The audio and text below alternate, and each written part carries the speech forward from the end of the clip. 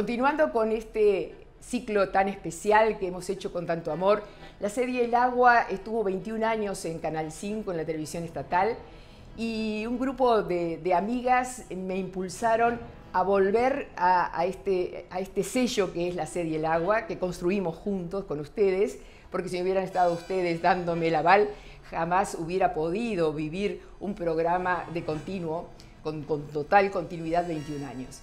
Cuando tuvo la mayoría de edad, cambiamos y empezamos en Uno por Uno en BTV, y ha sido más que magnífico este cambio.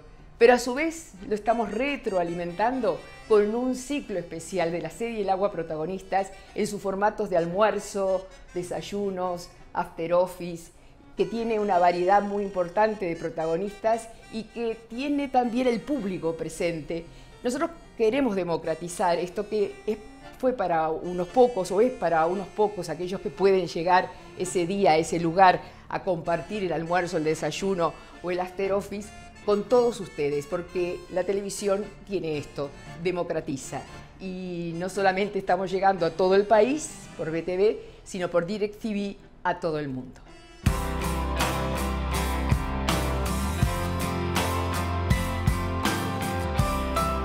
Liliam Kechichian nace en Montevideo, en el seno de una familia de origen armenio. Participante del Frente Amplio desde su fundación. Contamos detrás de algunas ideas concretas, que era poder contribuir a ensanchar esa base social que el Frente Amplio tenía, que nos permitiera finalmente lo que ocurrió en octubre del 2004, acceder al gobierno nacional. Electa edila por Montevideo para el periodo 90-95. En el 2000 es nombrada directora de Turismo y Recreación de la Intendencia de Montevideo. Es un área, una actividad que me gusta mucho, por la que he peleado mucho adentro de la izquierda y en el sistema político en general, porque tú sabrás que este país es de las vaquitas y de las chimeneas, sí, claro, tirando humo. Es un país industrial, que ojalá lo siga siendo, agrícola, ganadero, que ojalá lo siga siendo, agroexportador, que ojalá lo siga siendo, pero nos costó mucho entender el tema de los servicios. El 30 de mayo de 2012, el presidente José Mujica anuncia el relevo del escaño, en ese entonces actual ministro de Turismo y Deporte, y Liliam es nombrada ministra, confirmada el día 3 de diciembre de 2014 por el presidente electo Tabaré Vázquez, para continuar su gestión para el periodo 2015-2020. Haber transformado un concepto que en el Uruguay era hablar de turismo solo en la costa atlántica, poder hoy tener el enorme orgullo de decir que hoy se habla de turismo en todo el país, pero fundamentalmente como una actividad cultural, de educación y fundamentalmente de relacionamiento entre los pueblos. Es casada y tiene 2 hijos, Mariana y Leandro, y ya es abuela. Me entusiasma mucho la relación entre los pueblos, me entusiasma la cultura, me entusiasman mis nietos para verlos crecer. Hay muchas cosas que creo que la humanidad todavía tiene para hacer, pero fundamentalmente la interrelación entre las personas. En mayo de este año, una encuesta publicó que es la funcionaria pública mejor evaluada de Uruguay. En realidad pienso en un país, bueno, en primer lugar con mucha más equidad de género. Me parece que esa es un objetivo que nos deberíamos plantear como sociedad. Sin duda, sin pobreza, sin duda, sin exclusión. Recibimos en la sede del Agua, con Raquel Daroech, a Liliam Kechichian.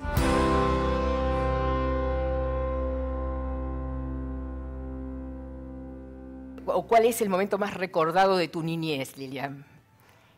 Nos vamos de ahora al...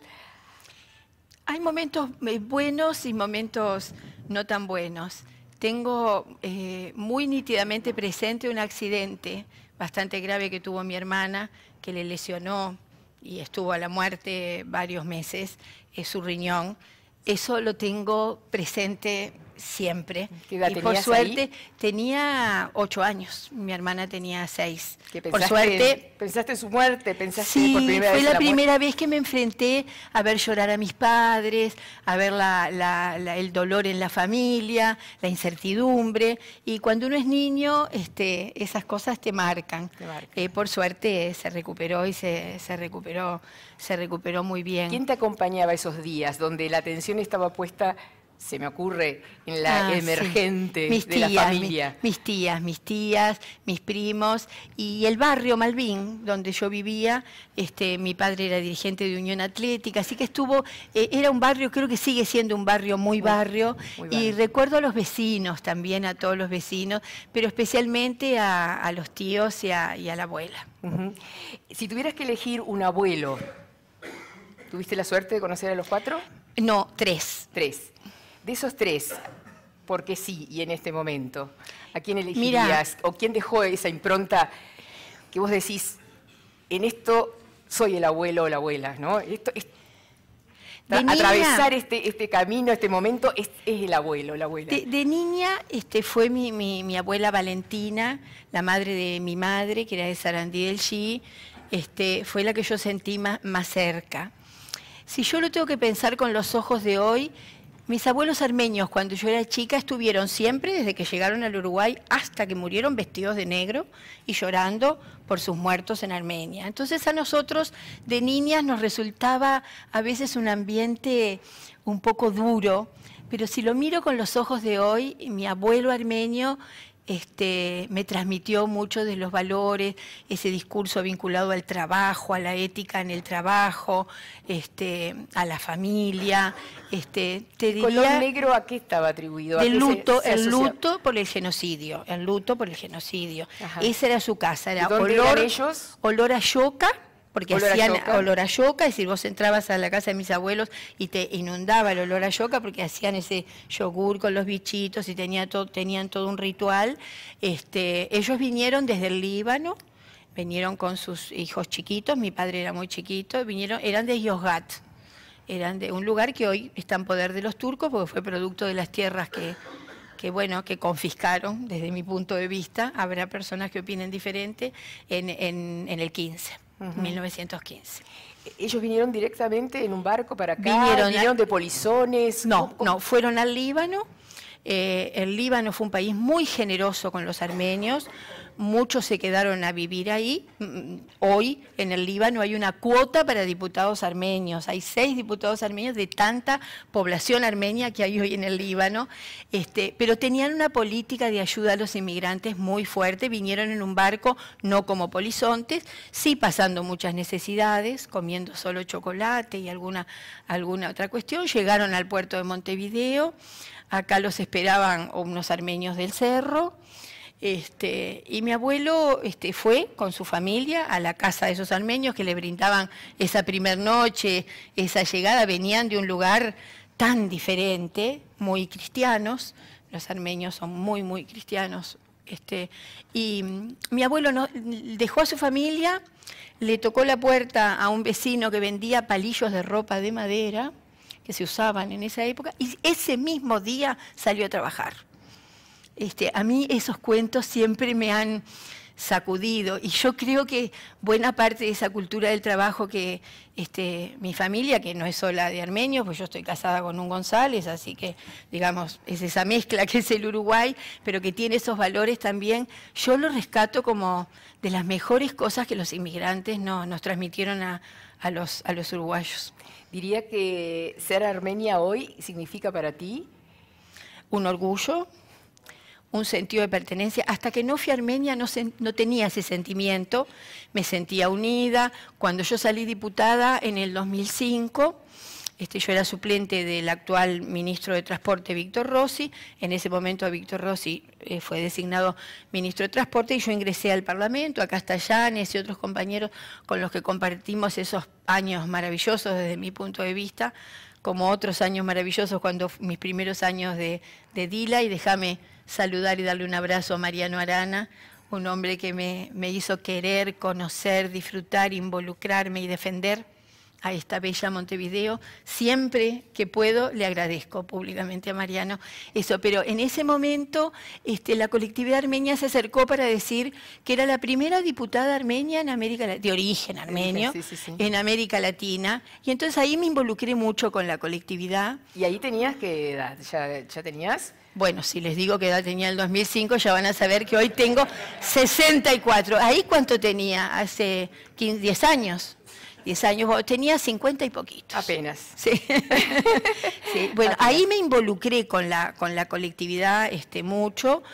Me sumé en ese momento a una campaña que fue sumamente exitosa, que en ese momento Turquía estaba pidiendo el ingreso a la Unión Europea. Y nosotros hicimos una enorme campaña, fueron casi 40.000 firmas, que tuvo las firmas desde los expresidentes, a los armenios de los barrios, a los comerciantes, a gente que trabajaba por los derechos humanos, que se las llevamos a la Unión Europea, a la representación de la Unión Europea acá, pidiéndole que por supuesto Turquía tenía derecho a ingresar, pero que tenía que reconocer el genocidio. Bueno, y ahí quedé con un enganche fuerte con la colectividad y me sentí muy orgullosa de que un yang, como decimos nosotros, estuviera en el gobierno uruguayo. Que hacía la Juventud Comunista, que era muy abierto porque efectivamente, como bien tú decís, el pueblo todo, más allá de los partidos, blancos, colorados, frente amplistas, independientes, teníamos un sentimiento muy fuerte contra la dictadura.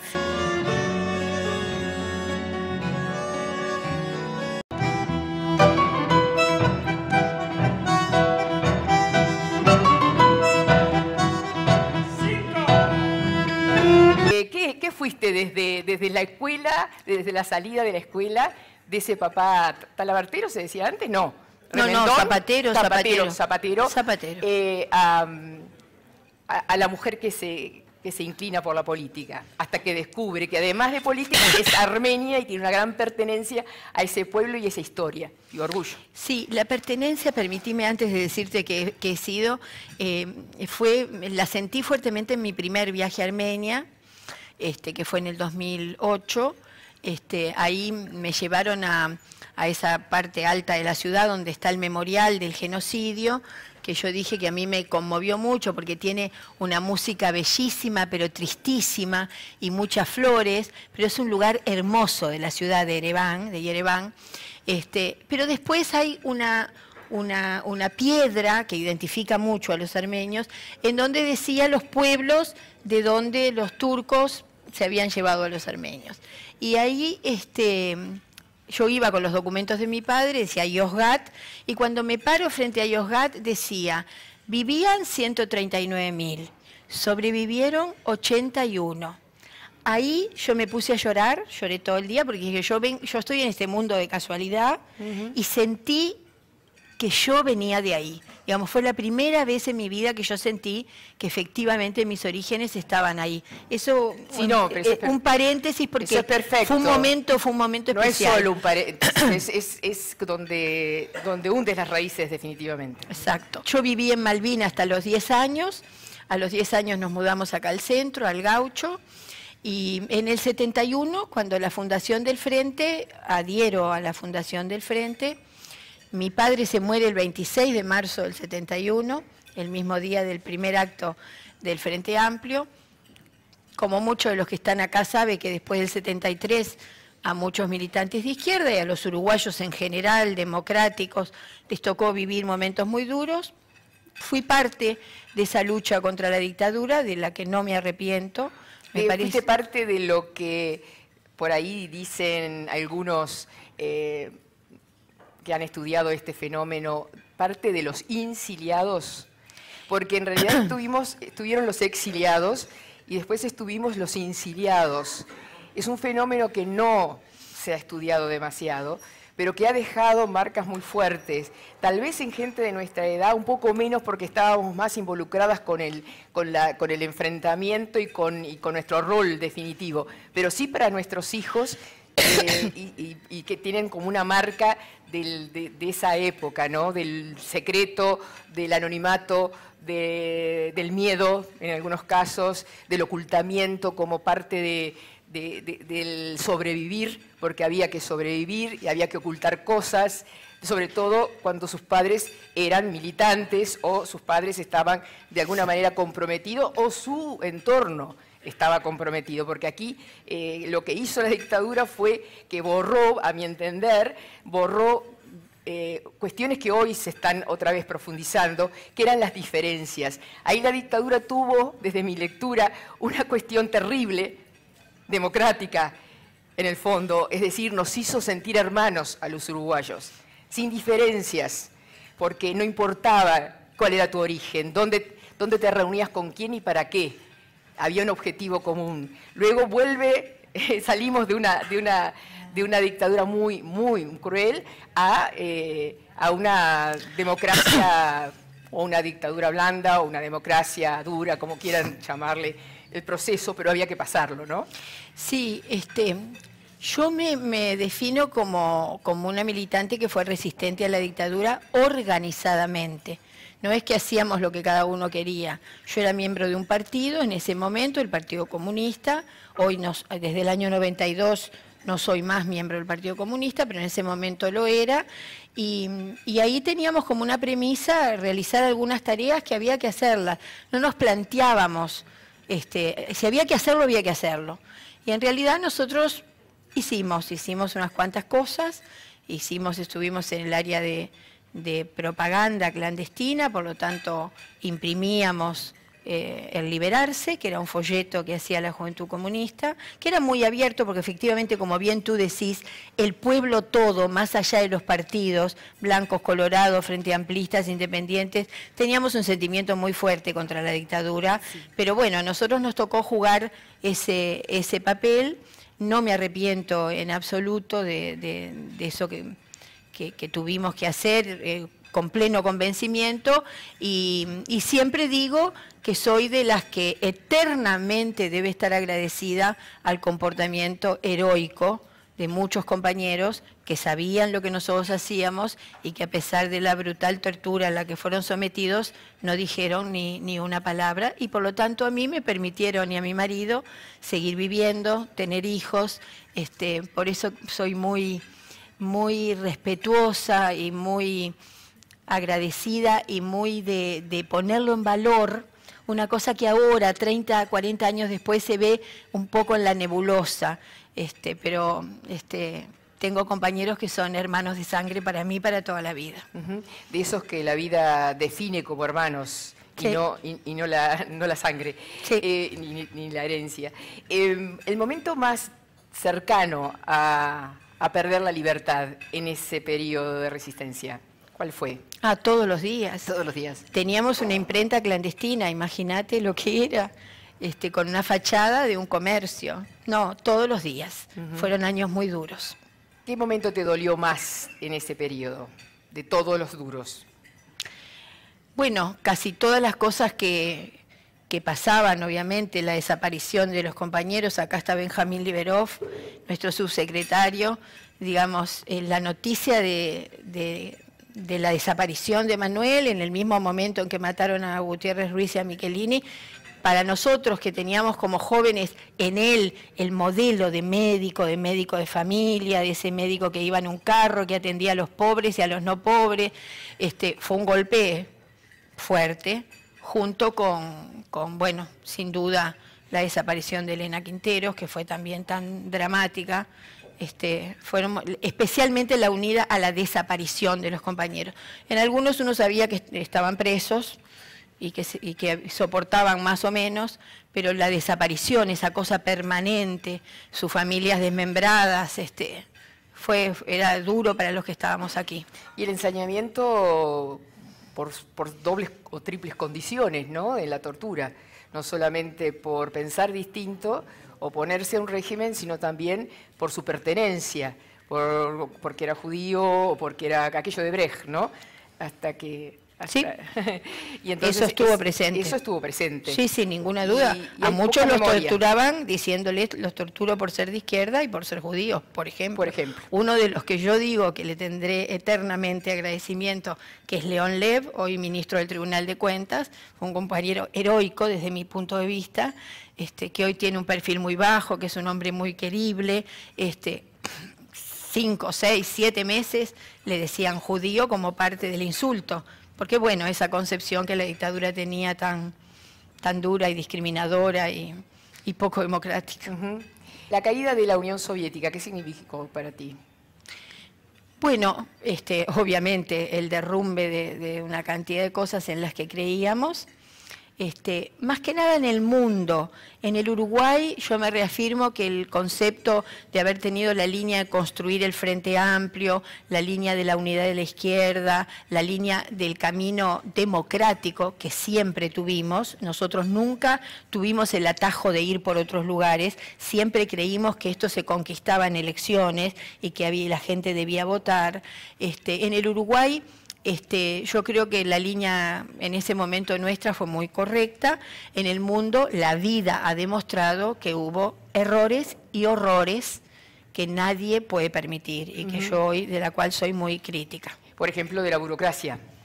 Por ejemplo, que se vuelve a repetir no solamente en espacios y procesos como el de la Unión Soviética, sino que si uno ve lee un poco de política internacional, ve que ocurre en muchos lugares del mundo el tema de la burocracia asociada al poder y a la corrupción, que no necesariamente tienen que ir en ese orden, pero que muchas veces funcionan en ese orden, y la burocracia misma se vuelve una clase social, algo así, ¿no?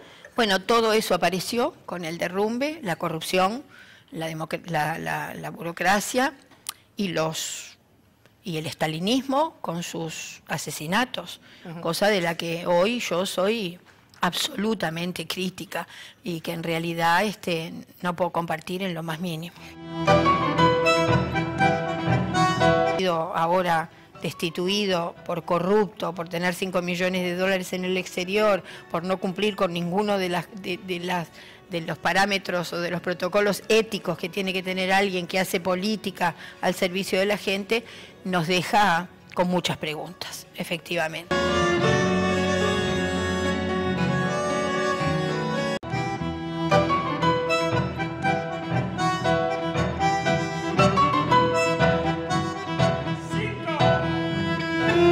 ¿Qué está pasando en América Latina y el Mercosur? Bueno, ustedes saben, en estas horas Uruguay acompañó con su abstención la decisión de tener este periodo de 6 meses que los asuntos cotidianos sean manejados por un equipo técnico de los 4 países. No haber acompañado hubiera significado un desmembramiento del Mercosur y nuestro primer objetivo es defender el Mercosur. Así que, bueno, son momentos duros y difíciles. Uruguay hizo mucha fuerza para que también Venezuela tuviera el tiempo para poder internalizar todos los procesos que tiene que hacer para ser miembro pleno. Se le dio plazo hasta diciembre, ahí Uruguay jugó un papel importante, así que yo me siento muy tranquila con la decisión que tomó, no el canciller, sino el gobierno uruguayo, el Poder Ejecutivo, del que me siento parte. ¿Qué está pasando en esta América Latina donde un ministro o un viceministro en Bolivia es asesinado por los supuestos mineros, que también hay un gran desconocimiento genérico, general, porque en realidad las tierras en Bolivia se separan por quienes se hacen dueños para explotar los lugares donde hay riqueza minera, y en realidad los mineros son los explotados o son los empleados de esa gente. Por lo tanto, puede haber una gran confusión, y más, Evo Morales en su primer gobierno, creo no equivocarme, de que tuvo ministros de ese empresariado, digamos. ¿Le es difícil a la izquierda latinoamericana convivir con realidades del sistema económico, capitalista,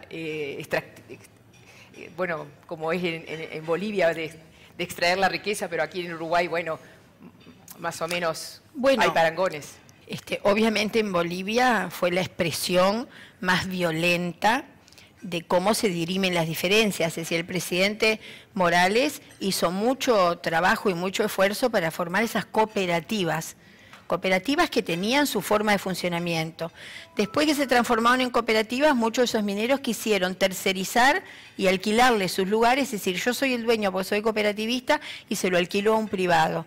Y eso fue lo que no aceptó el gobierno, pero abrió todos los márgenes de diálogo. Los que lo cerraron fueron los que terminan dirimiendo cuestiones que son de diálogo entre las personas con un brutal asesinato inconcebible. Es decir, lo que pasa es que hay mucha intolerancia y un rasgo de violencia que en algunos países se expresa más fuertemente que en otros. ¿En Brasil? En Brasil es indudable, en estas horas uno se siente un poco, pensando en la realidad uruguaya, es un poco incomprensible el Brasil, porque un país de 34 partidos políticos, donde la gente hoy hace elecciones y al otro día se pasó a otro partido, es decir, es una cosa natural en el Brasil. En el Uruguay eso es bastante impensable. Por suerte, Uruguay tiene partidos políticos, históricos,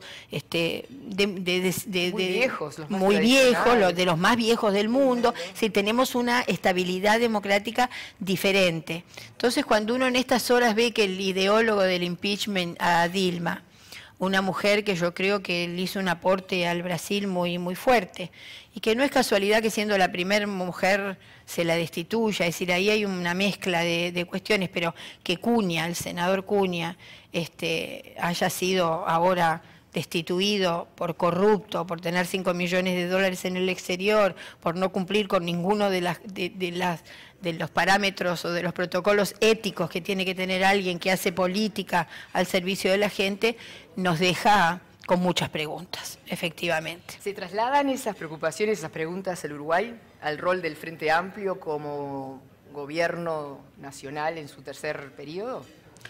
Te vuelvo a repetir, somos muy diferentes a esas otras sociedades, diferentes a la Argentina, diferentes a Bolivia, diferentes a Brasil. Por supuesto que tenemos que mirar todo ese proceso que está sucediendo en América Latina con mucha atención, y yo creo que el Frente Amplio es un partido maduro en ese sentido para poder analizar algunas cuestiones que sí que tienen que seguir siendo una premisa, nuestro accionar, la ética, el compromiso, el servidor público, la entrega, que por algo estamos en política. Yo creo que en ese sentido yo siento que hay mucha reserva en el Frente Amplio y en el gobierno uruguayo. ¿Los nietos qué significan? Y en todos los partidos, perdón. Y en todos los partidos políticos. En el sistema político. En el sistema político, efectivamente. Sí, de verdad. Vemos gente preparándose en los partidos tradicionales, queriendo entender la política, como antes hacía el Frente Amplio, formando cuadros de activistas, de gente formada en política. Eso se está viendo más frecuentemente en los partidos tradicionales también. Bueno, eso está bueno, recuperar la discusión y profundizar en la discusión. Creo que nos falta, hemos abandonado un poco la discrepancia y la discusión en el país, pero es una óptica mía. Porque a veces, ¿qué pasa? Una forma de abandonar la lucha es decir, bueno, está fulano de tal que gobierne y administre. Y los demás nos descalzamos, como que nada, hay que esperar del que... Bueno, pero una de las críticas que se le hacen al Frente Amplio es que discutimos mucho, y sí, desde el 71 y desde antes los partidos de izquierda siempre discutimos mucho, somos tremendamente discutidores, pero tenemos algunos pasos que son la discusión, la resolución y el acatamiento. Y a veces los cortocircuitos se dan con alguno de esos 3 pasos, no se cumplen. Pero el Frente tiene mucha discusión y yo creo que está bueno eso en política. ANCAP va a ser un óbice para las próximas elecciones, se va a tomar en cuenta, digamos, por los electores, es algo que se va a disipar, que se va a explicar, que se va a entender, o va a quedar como una marca. Bueno, yo creo que eso estará en manos de los electores y por suerte será la gente la que decida. En estas horas ya tenemos una situación bastante diferente en ANCAP y yo tengo enorme confianza de que seguirá siendo una empresa pública. Hay que discutir mucho todavía, muchas cuestiones. Algunas se discutieron solo por titulares, hay cosas más profundas, más complejas, pero creo que vamos a poder presentar un funcionamiento de esas empresas públicas tan queridas y tan defendidas por los uruguayos antes de la campaña electoral, aunque no ese es el objetivo. El objetivo es que funcionen bien por el bien de la gente. Te preguntaba por los nietos, ¿qué significan para ti? Ay, hoy en mi vida, acá están los compañeros del ministerio, que los debo tener aburridos hablando todo el tiempo de mis nietos. Son una fuente de energía, de cariño, es un amor diferente que le aparece a uno en la vida. Son todo para mí hoy. Dirías que la abuelidad es realmente un fenómeno. Es fantástica, porque en realidad cuando uno le parece que la energía se le va acabando o tiene menos energía, aparecen los nietos que te demuestran que te volvés a poder a tirar el piso, a jugar a la pelota, a andar corriendo con ellos. Es decir, es un amor incondicional, único y diferente. Y para mí han sido cada uno de ellos con sus particularidades, son 3 varones que son mis nietos, hoy una fuente de amor impresionante. Y hay uno de ellos muy especial, y es el más especial de todos. Sí, Felipe, es ¿Cuántas enseñanzas trajo Felipe? Mucho, mucho, mucho. La verdad que mucho. En realidad uno nunca está preparado para lo diferente, fue en su momento complejo, porque sería absurdo decir lo contrario, y hoy mato por Felipe. Es el sol de mi vida. Fuente de amor. Fuente de amor, fuente totalmente. De amor. Felipe, fuente de amor. Absolutamente. Y discapacidad no existe, existen individuos diferentes, que eso es lo que defendemos. Es que la vida nos ha demostrado. Por supuesto, y además ellos nos eligen, fíjate qué cosa tan interesante. Hoy me decía uno de mis hijos, estoy convencida de que mis hijos me eligieron como vos decís, que nosotros te elegimos, pero que te lleva la vida a veces descubrir que elegiste a tus propios padres, a tus abuelos, a la pertenencia. Lo descubrís inclusive cuando tenés que ir a Armenia a ver cuántos se salvaron, cuántos siguen vivos. Y eso nos pasa frecuentemente a todos. Esa es la aventura de vivir. Bueno, hay que ser muy, muy prudente, y en eso yo tengo una enorme confianza en el equipo económico, que le toca jugar el papel, efectivamente, menos lindo de los gobiernos, pero hay que hacerlo, y hay que hacerlo con responsabilidad, y en ese sentido yo tengo una gran tranquilidad.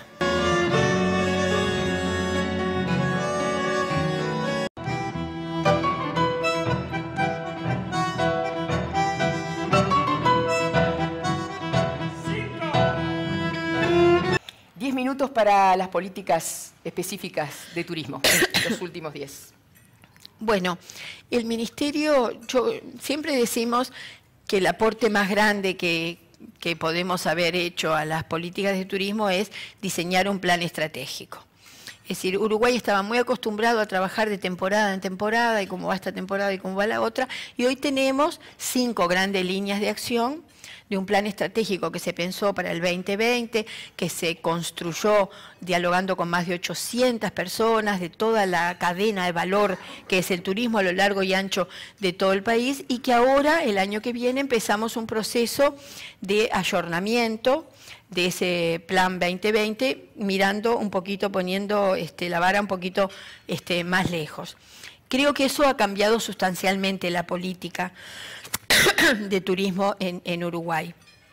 En uno de los videos que ustedes pasaban, yo decía que habíamos tenido que pelear mucho para la consideración de los servicios, y yo creo que ese es el segundo gran éxito.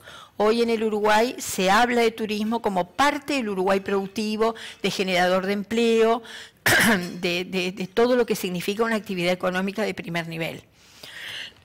Y creo que en ese sentido el Ministerio también ha dado señales claras, y hoy lo tercero, te diría, y después voy a las cosas más concretas, es algo que nos planteábamos hasta un poco utópico, que era poder hablar de turismo en todo el territorio nacional. Y durante todo el año, ¿no? Y durante todo el año. Y hoy, por suerte, además de la costa atlántica, que es muy importante, que es generadora de divisas, con la que hay que seguir trabajando mucho, hoy tenemos turismo en Nuevo Berlín, en San Javier, en San Gregorio de Polanco, en Aiguá, en pequeños poblados, en Belén, en Constitución. Hoy hay directores de turismo en todas las intendencias.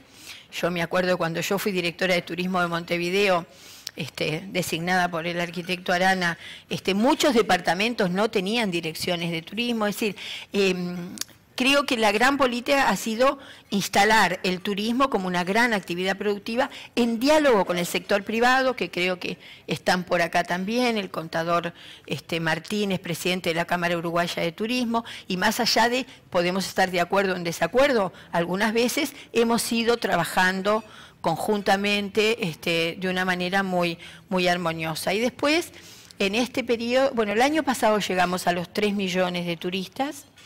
Uruguay, digamos. Un Uruguay. Claro, un Uruguay porque 3 millones que hicieron migraciones, pero 200.000 en la frontera seca, 300.000 cruceristas, estamos más que los habitantes del Uruguay. Este año las cifras hasta agosto hablan de más de 2 millones, un poquito más de 2 millones de turistas, estamos seguros que vamos a superar los 3 millones con una impresionante recuperación de los argentinos. Y después te diría que como línea de trabajo estamos aplicando la descentralización, es decir, personas en el territorio trabajando en cada uno de estos lugares que yo te mencionaba.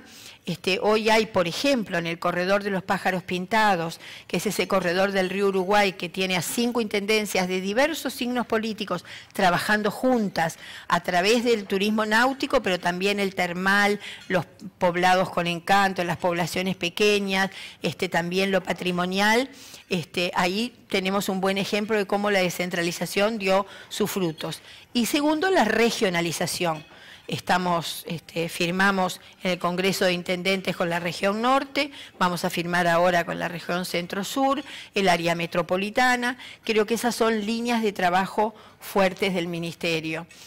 Después la capacitación de los trabajadores, y por primera vez en la historia hay una sectorial de turismo en el INEFOP, y por lo tanto estamos capacitando tanto empresarios como trabajadores, no sin dificultades, porque el turismo también en ese sentido nos impone que un curso un sábado de tarde no se le puede dar a las personas que trabajan en turismo, porque es el día que más trabajan del fin de semana, digamos, en diálogo permanente con el Ministerio de Trabajo y con el sector privado, que nos hace ver estas cuestiones y nos ayuda mucho, y por supuesto el turismo social.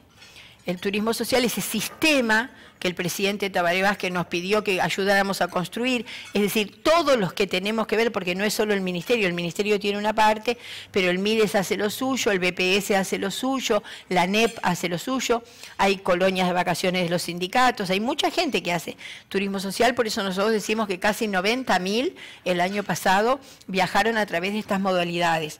Ahí vamos a seguir insistiendo.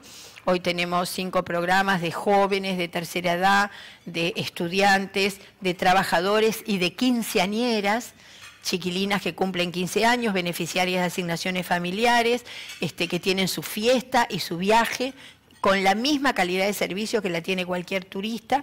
No es un turismo para pobres, es turismo social, es decir, asistir al que no puede, en el concepto de derecho humano que tiene, que el Ministerio adoptó y que la OMT tiene desde el año 80 creo, 89, no me acuerdo bien, pero que la OMT hacía mucho tiempo que lo tenía, Uruguay nunca lo había incorporado, el Ministerio incorporó ese concepto de que el ocio y la recreación le mejoran la calidad de vida a la gente y por lo tanto también son parte del derecho humano.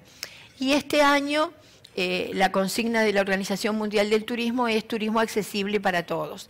Esa es un área donde todavía Uruguay tiene mucho para hacer, estamos muy lejos de lo que se precisaría, pero estamos dando algunos pasos. Vamos ahora el 28 de septiembre, en el marco del Día Mundial del Turismo, a premiar o a distinguir algunas infraestructuras hoteleras en Colonia y en otros lugares que han hecho un esfuerzo por la accesibilidad, que es mucho más que la rampa, no es solo la rampa, hay otra variedad inmensa de cuestiones. Bueno, ahí yo creo que tenemos un debe grande, yo no me quiero ir del Ministerio sin tener eso afirmado, porque a veces la discusión de la inclusión social habla solo de la pobreza, y hay 300.000 personas con discapacidad en el Uruguay a las que nosotros tenemos que ofrecerles los mismos servicios que a cualquier otra persona. Bueno, ahí estamos trabajando, pero te diría que en grandes líneas ese es las líneas de trabajo del Ministerio para este quinquenio. ¿Tenemos un lugar en el mundo en este momento? ¿Uruguay? Sí. Sí, sin ninguna duda, y lo digo con propiedad. ¿Pero por porque Mujica, que es casi un rockstar para el mundo, o por el proceso que simbolizó en su momento el expresidente? Cuando yo era directora de turismo en Montevideo, en el 2000, explicarle a la gente dónde estaba Uruguay era una odisea. Perdíamos una hora y media para explicarle que estábamos entre Argentina y Brasil y que no éramos Paraguay y que no sé qué. Hoy, realmente, cuando nosotros nos paramos en el mundo, al Uruguay lo conocen por el Plan Ceibal, sin ninguna duda, por la trazabilidad de la carne, sin ninguna duda, por la agenda de derechos, el matrimonio igualitario y otras cuestiones que hacen a la sensibilidad de mucha gente, sin ninguna duda. Es decir, hoy Uruguay tiene una cantidad de elementos que lo han posicionado en el mundo y lo han posicionado muy bien. Los uruguayos también tenemos un triste rating por ahí, que es la sociedad que se siente más frustrada. Y eso, la pregunta viene por las expectativas que tenemos de qué queremos ser y las realidades con las que nos encontramos. Esa distancia es lo que de pronto nos frustra y nos vuelve pero tan críticos, hipercríticos en estos momentos. No estoy inventando. Esto es así, salimos a la calle y esto es así. Hay de todo. Porque también cuando salís a la optimista, pero también cuando salís a la calle podés encontrarte con la respuesta del pueblo uruguayo al drama de Dolores. Ahí se mostró lo mejor del Uruguay, la solidaridad de un sindicato, pero la solidaridad de los empresarios, de los profesionales, de la gente común, fue desbordante. Por lo tanto, hay que tener un poco de cuidado. A veces lo peor es lo que aflora primero, pero yo tengo mucha confianza en el pueblo uruguayo y creo que a veces la frustración también se da en procesos, digamos, en países de América Latina. Todos sabemos que vivió de crisis en crisis. Entonces, en el 2005... para sintetizarlo, digo, cualquier monedita servía. En el 2016, cualquier monedita no sirve porque el listón de la gente se puso más alto. Y eso lo tenemos que entender y además está bien que sea así. Capaz que una cuota de la frustración viene porque el crecimiento no va a tener el mismo ritmo que tuvo hasta ahora. Ustedes tienen un canal propio que es magnífico. El uruguaynatural.tv. .tv, que ha sido galardonado, inclusive reconocido internacionalmente. O sea, hay muchas cosas buenas a las que referirse y también ámbitos que se abren como para dialogar de primera mano, que se dice networking por ahí, pero yo le pondría ya net politican o politician net, porque están pudiendo hacer las consultas directamente con la ministra. Gracias a todos. Acá va lo que decíamos hoy, la libreta que se lleva con una mini bio de la, muchas gracias. De la ministra. Ah, miren qué bueno, espectacular. Y bárbaro, muchas gracias. De la artesana orfebre María Lazarga. Muchas gracias. Como un detalle de mujer a mujer, pero cuando vengan hombres también nos vamos a ingeniar para tener un regalito preparado. Estamos por diseñar un anillo que nos identifique, el club de la sed y el agua, algo así, como para poder disfrutar. Gracias por estar ahí. Opa. Miren qué divino, divino. Muchas gracias. Espectacular. Sí, tiene marca país. Tiene marca país. Sí, sí, sí. Está todo pensado. Gracias. María Lazarga. Gracias, ministra.